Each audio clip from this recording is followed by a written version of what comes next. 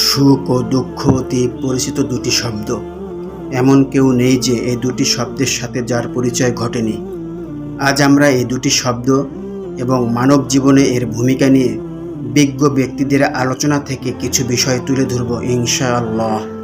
অল্প সময়ে আমরা সবাই মনোযোগ দিয়ে শুনব, আশা করি কিছু হলেও কাজে লাগবে। আরেকটি বিষয়, আমি আপনাদের রিকোয়েস্ট করব, দয়া করে আমার চ্যানেলটি সাবস্ক্রাইব করবেন এবং লাইক, কমেন্ট, শেয়ার দিয়ে উৎসাহিত করবেন। সুখ এবং দুঃখ দুটি শব্দ বটে, কিন্তু বায়বীয়। তবে বায়বীয় হলেও উদাহরণটি সঠিক হয় না, কেননা বায়ু স্থান দখল করে, কিন্তু সুখ দুঃখের কোনো আকার আকৃতি নেই, আর না আছে এর দৈর্ঘ্য প্রস্থ ভেদ, না এদের চোখে দেখা যায়, না হাত দিয়ে স্পর্শ করা যায়। অদ্ভুত এক জিনিস। তাহলে সুখ দুঃখ আসলে কী জিনিস? সুখ দুঃখ এক ধরনের অনুভূতির বহিঃপ্রকাশ মাত্র, বা অবস্থার নাম, এবং এই অবস্থা সম্পূর্ণ আপেক্ষিক। পুরো বিশ্ব তন্ন তন্ন করে এক মুঠো সুখ বা দুঃখ কেউ খুঁজে আনতে পারবে না, কেননা এদের অবস্থান একেবারেই মানুষের অন্তরের গহীনে এবং নিরাকার। অপরদিকে অন্তরেরও নিজেরও কোনো বস্তুগত শেপ নেই। তাহলে কোথায় কি? বলুন ভাই, তাহলে কোথায় কি? অথচ তাবৎ দুনিয়ার মানুষ সকলেই এই সুখের আশায় পাগল আর দুঃখ থেকে বাঁচার আপ্রাণ চেষ্টায় রত। মূলত মানব জীবন পুরোটাই পরিচালিত হয় এই সুখ দুঃখকে কেন্দ্র করে। সুখ হাতছাড়া হয়ে গেলে হতাশ, অথবা দুঃখ পেলে ভীষণ বেদনা বিধুর। এই সুখ দুঃখের দোলাচলে কেটে যায় মানুষের অমূল্য জীবন। আমরা পূর্বে বলেছি, সুখ দুঃখ এক ধরনের অনুভূতি বা ভাব অথবা চিন্তা সম্পর্কিত বিষয়। তাই কোনো ব্যক্তি সুখী আর কোন ব্যক্তি দুঃখী তা দুই চোখ দিয়ে আমরা বুঝতে পারবো না, কারণ চোখের দৃষ্টি এদের আয়ত্ত করতে পারে না। এখানে আরেকটি বিষয় জানিয়ে রাখা ভালো, তাহলে সুখ দুঃখের দুটি দিক রয়েছে। এক হলো প্রকৃত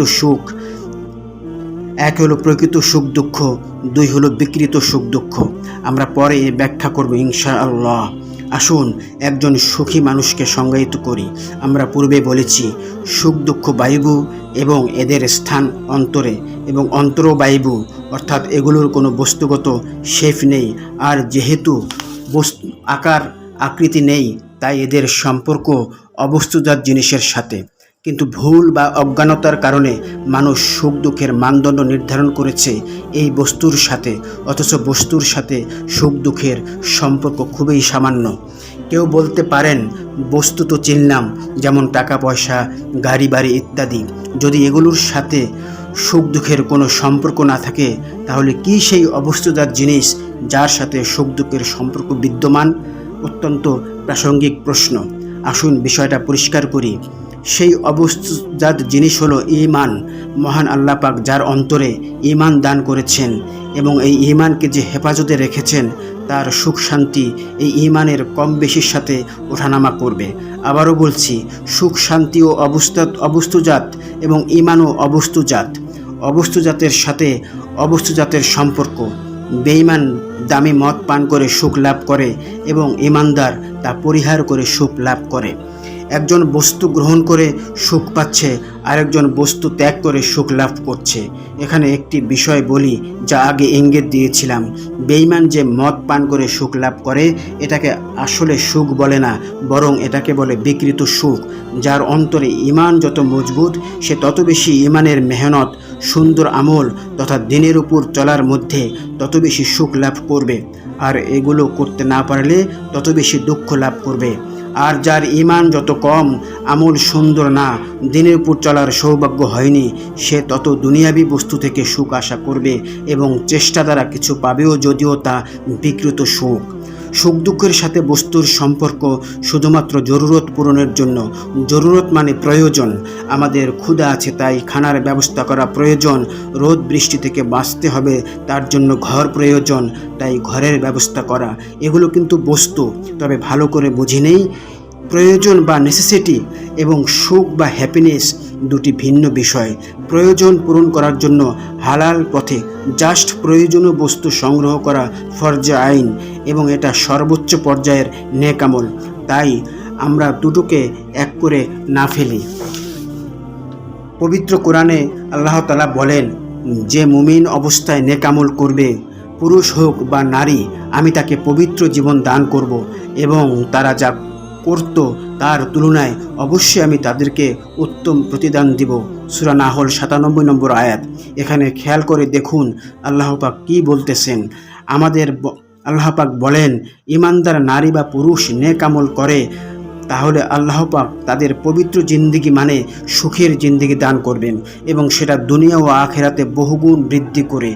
বুঝতে পেরেছেন তো প্রিয় ভাই বোনেরা?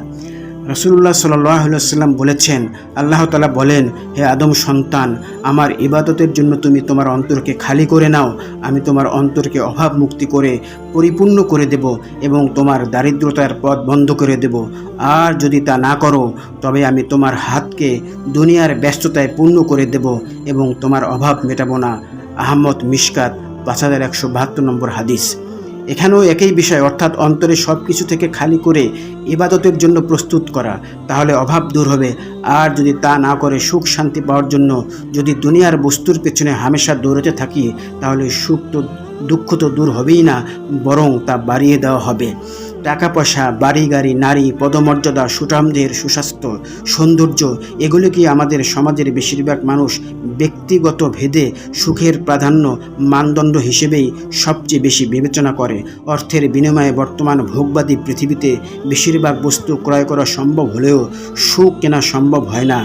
প্রকৃতপক্ষে আমাদেরকে আল্লাহর নির্দেশ ও প্রিয়নবী সুন্নত জীবনে আঁকড়ে ধরতে হবে। যাবতীয় হারাম কাজ থেকে নিজে বিরত থাকতে হবে। আত্মকেন্দ্রিকতা ও ভোগবাদী মানসিকতা পরিহার করে আল্লাহ তাআলার সন্তুষ্টির জন্য মানবতার কল্যাণে এগিয়ে আসতে হবে।